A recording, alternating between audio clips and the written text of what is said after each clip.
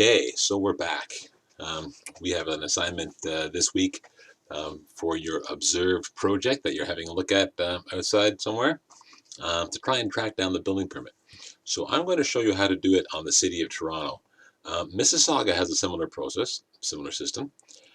Other jurisdictions I really can't comment on. You might have a problem, and if that's the case, don't worry about it. You track down whatever information you can off of the card at the site, or from the, look at the city website a little bit and get a bit of information. That you can put that in your discussion.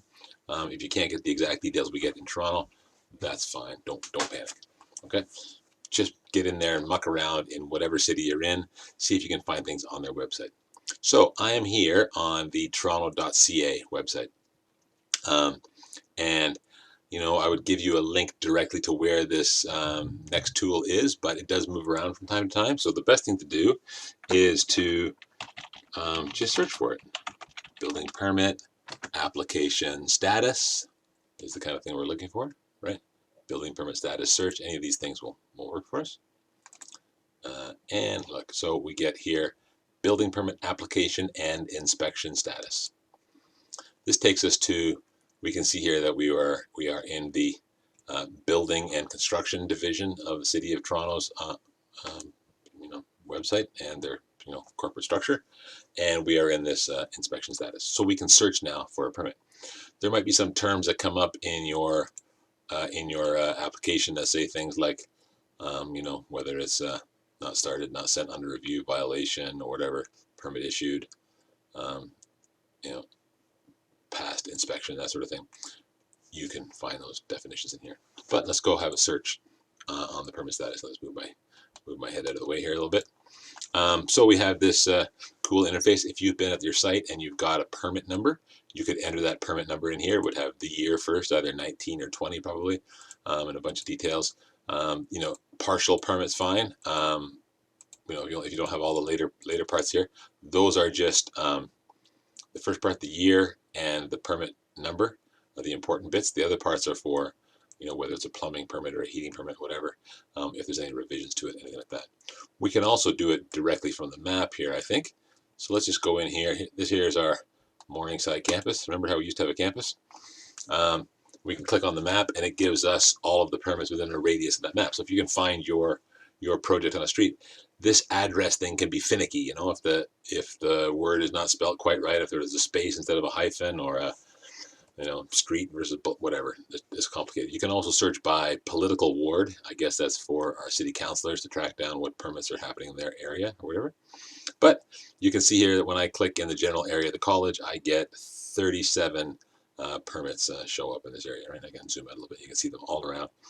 We have the college here. We have some over at U of T buildings. And then we have some over in some residential neighborhoods. So let's have a look. What do we got? This would be right in our college building. I don't think I can change no, I can't change the background map, but we can have a look at this. These things here for zoning review and stuff, they'd be useful for you later on in third semester. You might want to go find those things. So we can see here that at this address, 755 Morningside Avenue, that's our building. We have a number of permits, 2019, a few from 2018. There was some labs built in 2018, and then some older ones, 2016, 2014, 2012, whatnot. This is not unusual, 10-year-old permits. If you go in here and look, there's probably an inspection outstanding on this permit.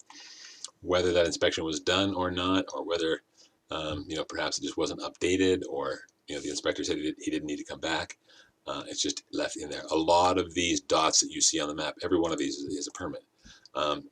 Oops, I just resumed. I just researched there, but every one of these dots. Oh, there we go. We get down soon to a certain level. You see the structures, but every one of those dots is an address with permits on it, right? So we can see here, this building has some permits. This was pretty interesting, actually. Building alterations. No, demolition and vacant storage. No, that's not the one. There was one here somewhere.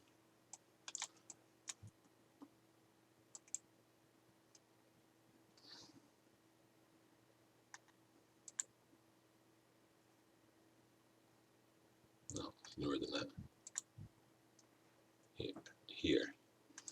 buildings, additions, alterations. This is a very interesting project, actually. So you click on the permit in there, and it brings up this application detail. This is what you would grab and put on your discussion, for example, about your project. So here's one that's very interesting. On one of the apartment buildings across the street from the college, installation of a combined heat and power unit. That's pretty cool. That's an electric generator that burns probably natural gas to produce electricity, which would be used in the building, so supply some of the power needs of the building. And then with the heat that is, a byproduct of that generator, they would use that to heat water for the building. So it would be a bit of both. Probably more likely, when they need hot water, they run this unit, they generate some power, and they recover heat. They get a more efficient overall use of the gas, and better payoff for the building. Very interesting. So, but you can see that there's a permit, and there's the details on it. We can also see the inspection status on these permits. So we click on the bottom. We can see that, well, this permit really hasn't started work yet, right? So they've got a whole list of inspections that they're required to do for this type of question. So excavation and shoring, outstanding. So as these inspections are completed, you'll see that being done, or if they fail, you'll see that being done. So let's go look at, let me see here. Get rid of that. Let's go look at something residential up in here. So there's a little side street there. Drains and site services. That's not very much fun. Let's find something else. No, plumbing. No, come on. We gotta have a small residential project here somewhere. Hey, small residential projects. These are renovate the basement into a finished space. So if you're changing a basement, you're renovating it, you're changing the use of that space. You're covering this in 705 with codes and norms. When you change the use of a space from storage/basement into bathroom, bedrooms, living area, whatever, there is a permit required. So here's permit's been taken out. No inspections have been done. What's the year on that? 19. So maybe they just got delayed. They didn't get the project started, or they never called for their inspections, and they run the risk of having to uncover things now if the inspector ever does show up. Let's find a different one over here. Let's find something else. Oh, no, fire screen. That's a building. That's a big building. Let's pan in. Let's go out here into this residential neighborhood. As you can see, lots of permits usually floating around different places. Building additions, alterations, 2019. Repair masonry column. Let's see if we got an inspection on this one. Okay, finally, one inspection passed. February 21st, 2020, and then COVID started, and there's been no inspections since. So this is the list of inspections that they need to do on that project.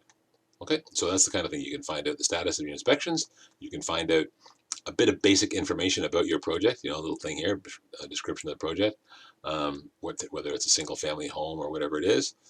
You've got that permit application number there. So there's the year, there's the number, BLD for a building, construction, 00 for first version, no revisions on this. I'm not sure what the BA stands for. Okay, building addition probably, perhaps, or alterations. Okay, that's it. Good luck. Go out there and find something for your project.